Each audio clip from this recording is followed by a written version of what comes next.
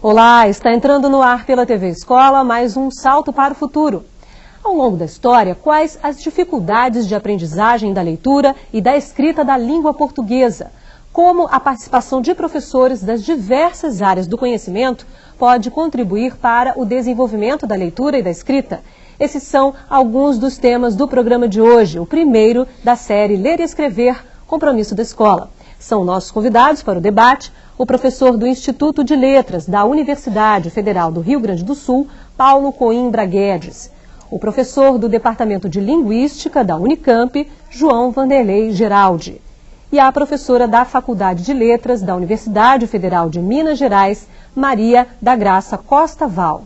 Direto do Maranhão, a professora Joina Bonfim Falcão também participa ao vivo do programa de hoje. Que língua é essa que aprendemos na escola? Ela é a mesma que falamos no nosso dia a dia? Qual o papel da escola e dos professores no processo de aprendizagem da língua portuguesa? Assuntos que estão na reportagem de Naila Oliveira. Na sua opinião, a gente fala português ou brasileiro? Brasileiro. Brasileiro. E qual é a diferença? É que um nasceu no Portugal, outro no Brasil. Aí você me pegou, mas eu acho que a gente fala o português, né? É uma mistura, né? É, porque eu acho que o Brasil é um país cheio de muitas línguas, né? Muitos povos de fora que vieram pra cá e a influência foi muito grande. Então a gente mistura tudo, porque você usa o inglês, usa um pouquinho do italiano, usa o espanhol. Que dúvida!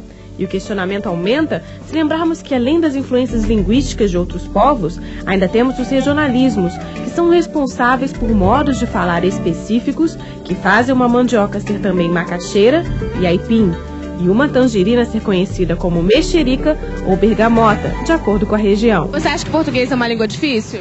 Com certeza. Muito difícil, porque eu acho que ela varia muito, é muito difícil de se conjugar verbo. E por falar em gramática, como fica afinal o sujeito? Como ele aprende a língua portuguesa e como ele fala e escreve a sua língua? Você acha que a gente escreve exatamente como a gente fala ou não? Não, se escreve um pouco melhor do que se fala. Para escrever, eu penso mais, né? Uso mais a gramática mais corretamente, porque a gente usa muita gíria, né? Ler e escrever tem que, mais do que ser o título de um livro, passar a ser uma prática como compromisso de todos e de todas as áreas. E é esse o papel da escola, reforçado pela nova Lei de Diretrizes e Bases.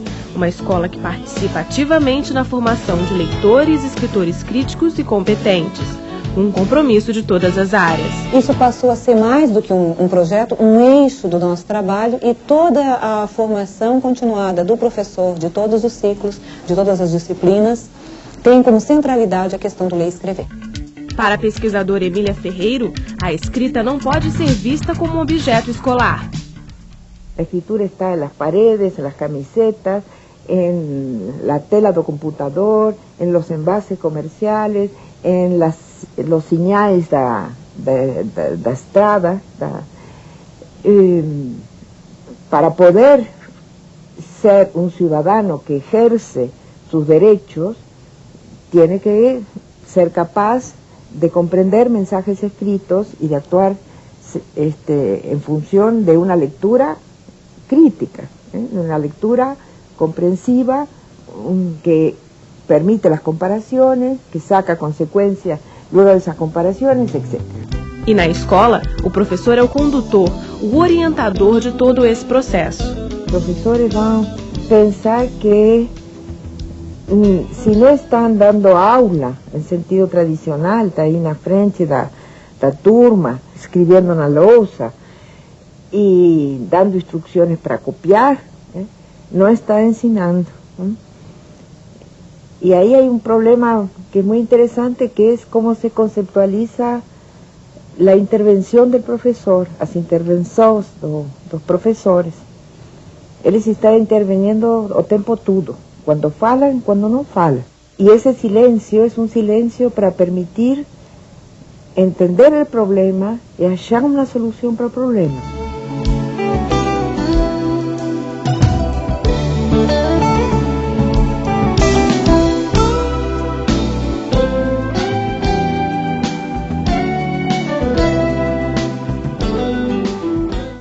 Professora Maria da Graça, duas pessoas disseram ali no depoimento que, de um modo geral, elas escrevem melhor do que falam. Qual é a relação? Isso é uma crença? Existe uma crença de que se escreve melhor, mais corretamente do que se fala? Sim, eu acho que é importante a gente pensar em duas questões aí. Em primeiro lugar, acho que um rapaz que fala que o português é difícil, que é difícil conjugar os verbos. Eu acho que é preciso pensar que como é que pode ser difícil a língua que a gente ouve desde o dia que nasce e que fala e se entende bem, porque a gente convive nessa língua o tempo todo.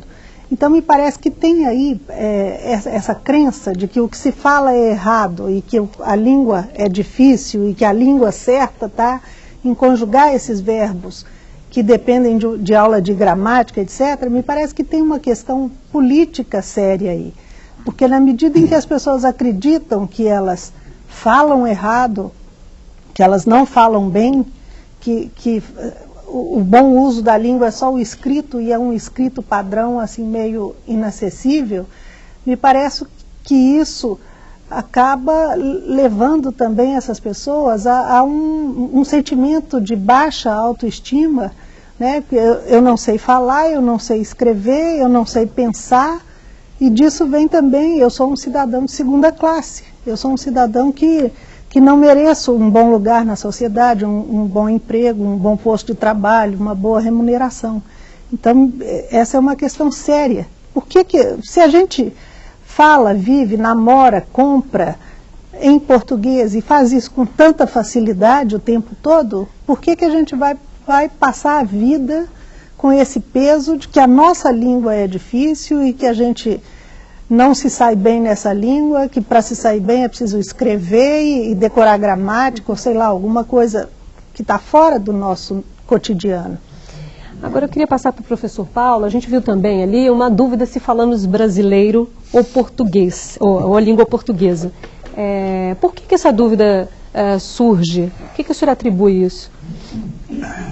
Eu tenho pensado muito ultimamente com relação à questão das coisas que a gente aprende naquele maravilhoso gol do Ronaldinho Gaúcho contra a Inglaterra. Tá?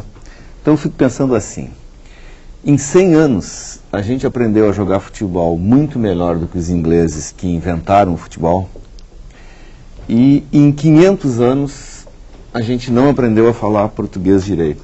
Dá para acreditar nisso? Quer dizer, a gente é extremamente capaz de uma coisa e extremamente incapaz de outra, isso não faz nenhum cabimento. Por que a gente aprendeu a jogar futebol melhor do que os ingleses? Porque a gente não sabia como é que os ingleses jogavam futebol e a gente começou a jogar futebol do nosso jeito. Né?